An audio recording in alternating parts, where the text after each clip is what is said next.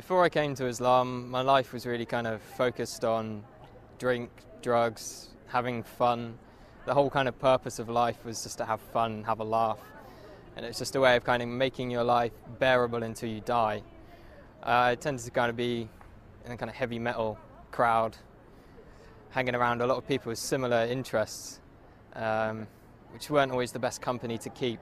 My first experience of seeing Muslims was the 9/11 attacks.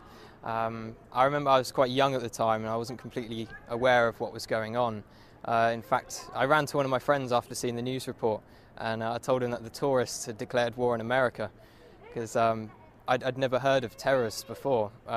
As the war was unfolding and I was seeing more and more about the war in Afghanistan, I started understanding that these people were Muslims and that the Muslims were doing these horrible atrocities across the world. So from that kind of media bombardment, I started getting a strong hatred for Muslims.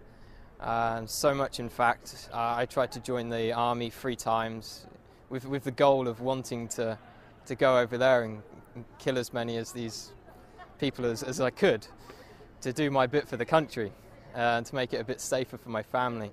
I thought they were kind of the big evil of the world. I started hearing a bit more about Islam. It was the last time I was applying for the army. I came across this radio station. It was at a time when I was listening to conspiracy theory radio and things like this. And it was a radio station from the American government called Terror Talk. And it was talking about the life of the Prophet ﷺ.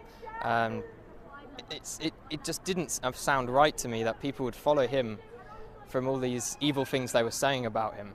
So I started to question what Muslims believed at that time. I was on a spiritual search anyway.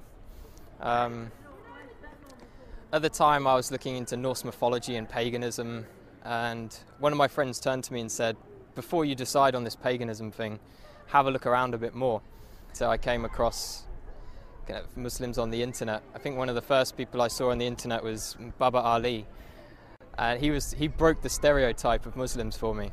I was surprised that there was this guy who was funny and he was very laid back. He wasn't with a big beard shouting, kill the kafir and all this kind of stuff.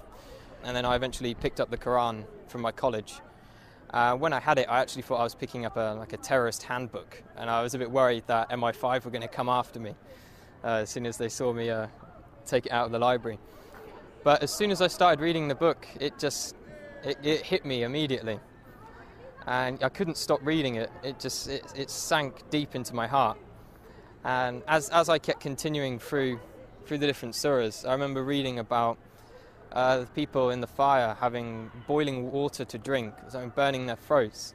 And as I could read this and I was living this awful life, I could feel my throat burning and I could feel